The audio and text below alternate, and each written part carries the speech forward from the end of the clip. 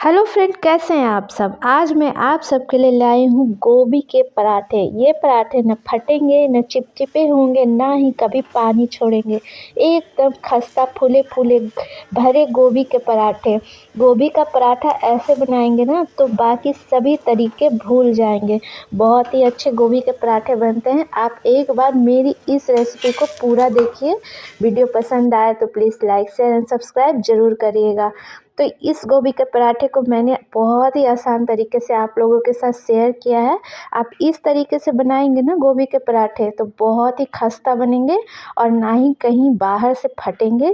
यानी कि साइड से जो गोभी के पराठे हमारे बेलने समय बाहर निकलते हैं वो नहीं निकलेंगे और बहुत ही खस्ता बनेंगे, बहुत ही करारे बनेंगे और एकदम बहुत ही मज़ेदार। तो चलिए फिर स्टार्ट करते हैं आज हम इस गोभी के पराठे को बनाना। तो उसके लिए हमें क्या करना है, ले लेनी है एक फ्रेश गोभी। तो गोभी को फ्रेश कैसे पहचाना जाता है ये भी मैं आपको बताऊंगी। ये देखिए, गोभी अगर आपकी इस तरीके से होगी ना, एकदम कसी कसी, तो आपकी गोभी एकदम फ्रेश मिलेगी और वो रहेगी।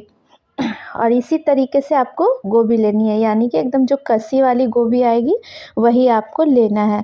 अब हम क्या करेंगे कि इसे एक एक जो फूल है इसका वो इस तरीके से हम निकाल लेंगे।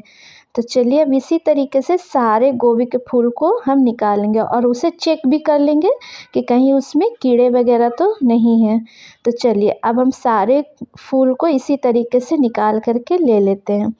अब हम क्या करेंगे कि ले लेंगे एकदम गर्म पानी और उसमें नमक मिला देंगे और इस तरीके से गोभी को उसमें डाल देंगे और ये प्रोसेस हमें 5 मिनट तक करके छोड़ देना है। यानी कि गोभी को अच्छी तरीके से पानी में डुबो करके और हमें 5 मिनट तक इसी तरीके से इसे गर्म पानी में रहने देना है। तब तक हम क्या करेंगे कि यहाँ पर लेंगे लहसुन की कुछ कलियाँ, हरी मिर्च और अदरक, और इन सबको हम बिना पानी का दरदरा सा पीस लेंगे। आप चाहें तो इसे कूट कर भी ले सकते हैं। तो इस तरीके से हमें ले लेना है। अब हम क्या करेंगे, 5 मिनट हो गए। अब गोभी को लेंगे और उसे कद्दूकस करेंगे। तो 5 मिनट जब आप निकालेंगे ना गर्म पानी से तो उसे 1-2 ठंडे पानी से भी आप ज़रूर धो लीजिएगा और इस तरीके से हम बारीक कद्दूकस कर लेंगे। तो इसी तरीके से देखिए, इतना ही बारीक करना है तभी आपके पराठे बहुत अच्छे बनेंगे। तो चलिए हमने सारे गोभी को कद्दूकस करके ले लिया है। अब हम इसमें मिलाएंगे नमक। तो अभी हम यहाँ पर थोड़ा सा नमक ऐड करेंगे और इसे हाथों से इस तरीके से मिक्स कर लेंगे ताकि इसमें जितना भी मॉइस्चर होगा वो सब निकल जाएगा। तो इस तरीके से इसको हमें 5 से 10 मिनट तक छोड़ देना है।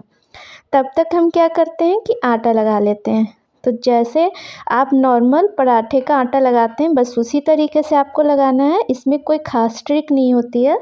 आप पराठे को जितना अच्छा गूँधेंगे ना और जितनी देर उसे रेस्ट पे छोड़ेंगे आपके पराठे उतने ही अच्छे होंगे। अब हम इसमें मिलाएंगे स्वाद के अनुसार नमक और उसके बाद हम यहाँ पर डाल देंगे अजवाइन।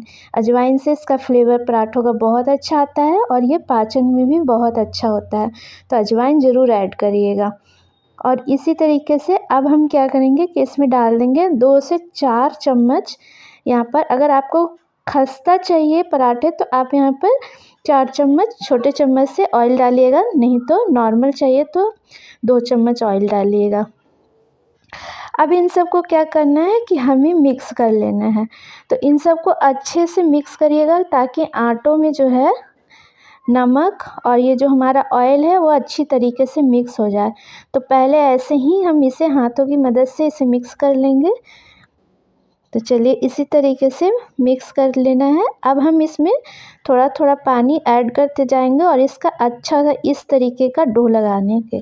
रोटी से थोड़ा सा सख्त होना चाहिए आपका डो। तो चलिए हमारा आटा भी लग चुका है। अब हम क्या करेंगे, इसे 10 मिनट तक रेस्ट पर रख लेंगे।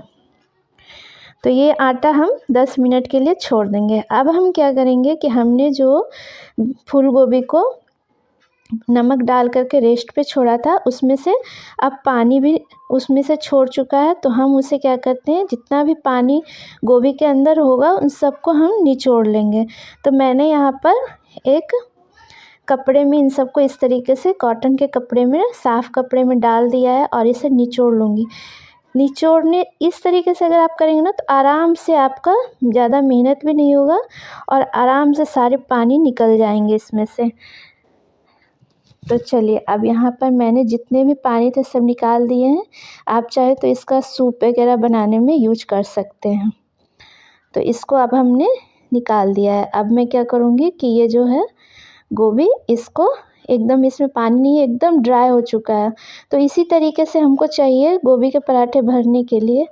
अब हम क्या करेंगे कि यहाँ पर ये जो है गोभी उसको साइड कर लेंगे। उसके बाद कढ़ाई में थोड़ा सा तेल डालेंगे। कढ़ाई को अच्छी तरीके से गर्म करने के बाद और उसमें तेल डालने के बाद अब हम यहाँ पे क्या करेंगे, डाल देंगे थोड़ा सा जीरा। तो यहाँ पर आधा छोटा चम्मच मैं जीरा डालूँगी जब तेल हमारा बहुत अच्छी तरीके से गर्म हो जाए। तो यहाँ पे आधा छोटा चम्मच जीरा डाल दिया है मैंने। अब इसे हम चटकने देंगे। ये अच्छी तरीके से चटक जाएगा तभी हम क्या करेंगे, जो हमने अदरक लहसुन और मिर्च का जो पेस्ट बनाया था उसको इसमें डाल करके इस तरीके से थोड़ी देर भून लेंगे। तो चलिए ये भी भून चुका है। अब हम इसी समय क्या करेंगे कि यहाँ पर थोड़े से और मसाले ऐड करेंगे। तो यहाँ पर मैं मसालों में ज़्यादा कुछ नहीं डालूँगी, बस डालूँगी हल्दी पाउडर और उसके बाद मैं डालूँगी यहाँ पे धनिया पाउडर और उसके बाद मैं यहाँ पर डालूँगी कश्मीरी लाल मिर्च पाउडर। ये बिल्कुल भी ऑप्शनल है, आप चाहें तो इसे नहीं भी डाल सकते हैं। तो चलिए, तो एक बात और मैं बता दूं कि अगर आप बच्चों के लिए बना रहे हैं तो आप हरी मिर्च को थोड़ा सा कम रख सकते हैं, क्योंकि हरी मिर्च थोड़ी सी ज़्यादा तीखी होती है। तो आप उसी के बच्चों के अनुसार ही आप अपना तीखा रखिएगा।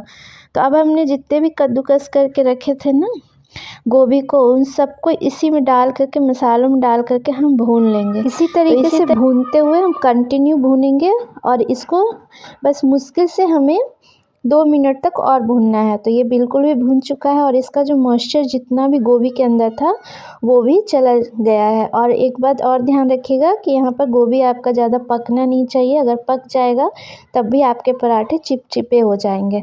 तो अब ये बिल्कुल भी, यहाँ पर मैं गैस का फ्लेम बंद कर दूँगी और गैस का फ्लेम बंद करने के बाद हम क्या करेंगे कि यहाँ पर डाल देंगे धनिया और बस इसे मिक्स कर लेंगे। तो हमें इस धनिया को डाल करके नहीं पकाना है, बस हमें सिर्फ यहाँ पर मिक्स कर देना है। तो चलिए ये भी मिक्स हो चुका है। अब हम क्या करते हैं कि इसको इसी तरीके की फिलिंग हमें तैयार करके और इसे साइड कर लेते हैं। अब हम आटे का एक पेड़ा लेंगे, उस पर थोड़ा सा हम आटा जो है ड्राई आटा जो ऊपर से थोड़ा सा इस पर डाल देंगे और इस तरीके से गोल गोल घुमाते हुए हम एकदम कटोरी के शेप में इसे ले आएंगे। तो यहाँ पर धीरे धीरे करिएगा तो आराम से इस तरीके का कटोरी का शेप बन जाएगा। अब हम इसमें फिलिंग को एक एक चम्मच करके भरते जाएंगे। तो देखिए आप ध्यान दीजिएगा कि यहाँ पर फिलिंग जो है एकदम ओवर नहीं होना चाहिए, एकदम मीडियम ही रखिए, ना कम ना ज़्यादा, इतना ठीक है। तो इसी तरीके से हमें फिलिंग को भर लेना है और हमें इस तरीके से इसे बंद कर देना है और हम हल्के हाथों से इसे बेलेंगे, दबा दबा कर नहीं बेलेंगे। अगर नहीं बने तो आप इस तरीके से पहले हाथों से इसकी छोटी सी रोटी बनाइए और फिर उसको हल्के हाथों से इसको बेल लीजिए। तो हल्के हाथों से आप बेलेंगे ना तो ये साइड से भी नहीं फटेंगे और आपके पराठे जो हैं वो बहुत ही अच्छे बनेंगे। तो इसी तरीके से बेल लेना है। तो ज़्यादा मोटी नहीं रखेंगे हम और ना ही ज़्यादा इसे पतला रखेंगे, एकदम परफेक्ट इतना है। तो चलिए अब इसको सेक लेते हैं। तो इसी तरीके से सारे पराठे बना करके रख लीजिए और एक एक करके पराठे सेक लीजिए।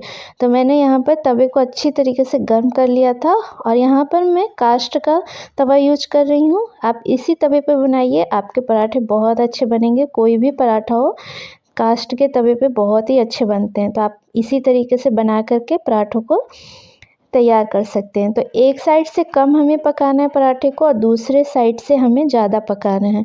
तो यहाँ पर मैं क्या करूँगी कि दूसरे साइड से भी दिखा देती हूँ आपको कि आपको कितना पकाना है।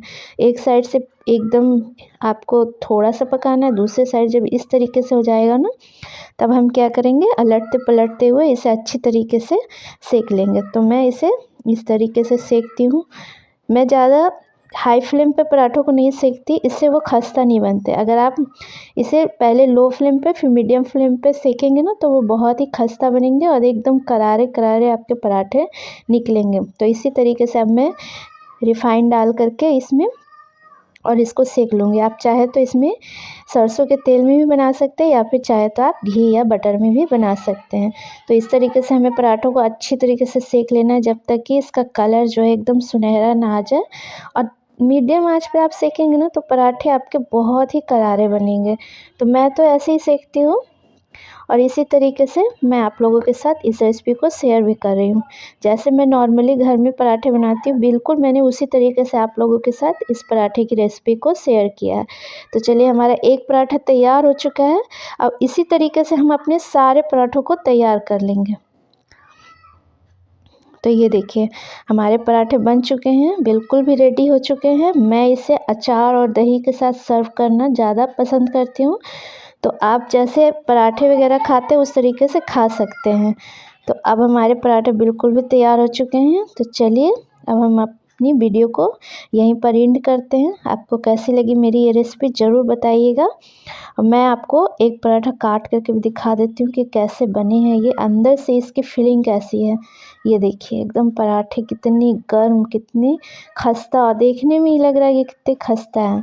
तो आप इसी तरीके की रेसिपी के लिए मुझे सब्सक्राइब कर दीजिए। वीडियो पसंद आई हो तो लाइक करिए और एक प्यारा सा कमेंट्स ज़रूर करिएगा और दोस्तों के साथ ज़रूर शेयर करिए। मिलती हूँ दूसरी वीडियो में, तब तक